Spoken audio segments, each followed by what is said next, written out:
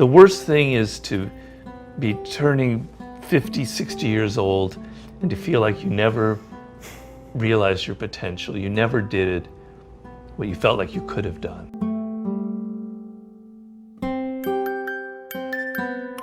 I want you to look at it as life and death, because you can spiritually die from engaging most of your working hours, your mental energy, in something that you don't love.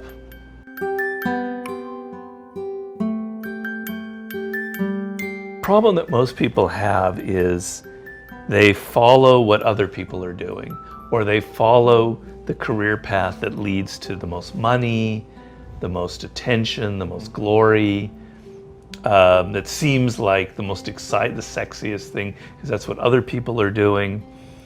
And they're not actually looking at what their inclination, what I call your own inclinations are, who you are, what you actually really love. In the career world, where if you follow what everyone else is doing, what seems like the sexiest, most attractive position, it's going to be crowded.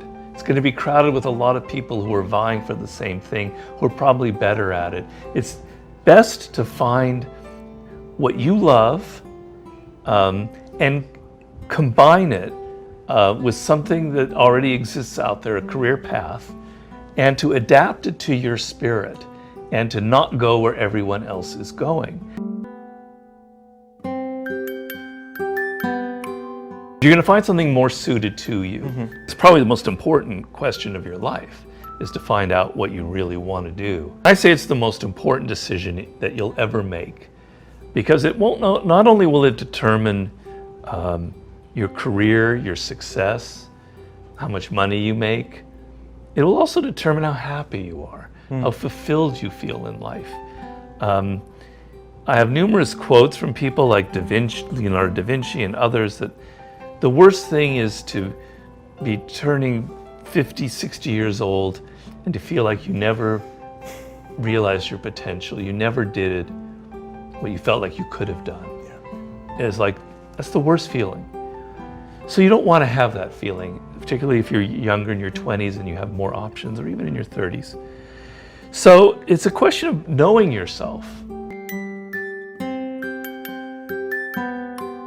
So your tendency will be, when you're a child, when you're 5 or 6, to kind of know that you like this. You like sports, you like physical activity, or you like music, or you like words, or you like working with your hands.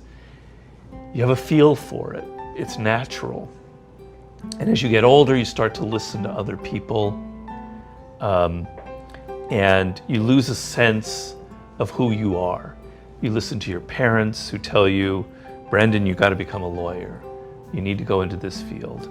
Your friends are all scrambling to make a lot of money, and you lose this connection to who you are, to what your strengths are, to what you love. It's getting in contact with who you are, what you love, going back to that child, rooting out all the voices of your parents and your friends, finding those things that when you read online and you find a subject, what your eyes light up at, what you want to explore. It's a process. It's not going to happen overnight. It depends on how old you are, where you are in life. It's never too late to make an adjustment or to find who you are. I didn't write the 48 Laws of Power or start writing until I was 36. And up until that moment, I was kind of a lost soul. I was kind of unhappy and I was wandering around. It can take time.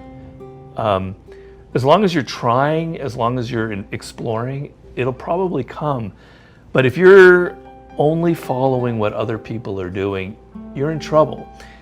You might succeed for a while. You might get that law degree and make money, and when you're 28, like your mom and dad want you to. But by the time you're 34, you're tuning it out. You're drinking. You're getting on drugs.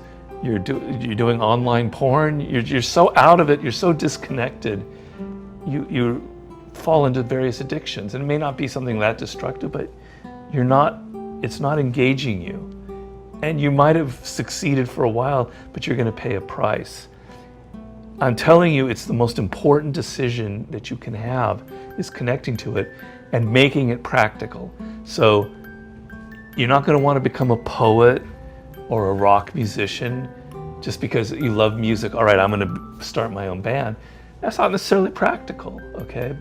But you love music. All right, let's find a path in music that is practical, that you can use. And maybe it will end up being a rock band, who knows? I don't want to discourage that, but I knew I wanted to write. That gave me the latitude to explore this vast area and then find my niche. Mm-hmm. You know that you love working with your hands. Okay, explore this. Or you love computers. Explore the whole area and you'll find your niche. But you've got to know what that first overall ecosphere is that you want to explore. I want you to look at it as life and death, because you can spiritually die from engaging most of your working hours, your mental energy, in something that you don't love.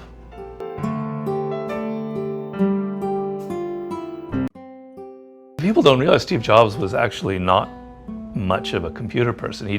He was quite mediocre in his computer skills. It was Wozniak who was the hacker. I mean, he wasn't terrible, but that wasn't his strength. His strength was design. And his story is interesting because when he's like 5 or 6 years old, he's walking with his stepfather somewhere in Silicon Valley, where they grew up. He grew up in Northern California, and he passes an electronics store with all the gizmos in it of the time, with their tubes and everything. And he goes, wow.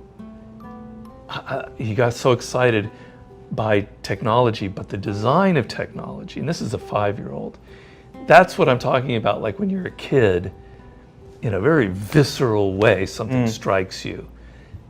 And that's what he ended up becoming. It wasn't technology, it was the design element. That's what his genius was bringing together a pretty good knowledge of technology with a great knowledge of fonts, calligraphy, modern design, to create his greatest breakthrough, which people don't realize, which was the iPod that started all of the changes that we now have.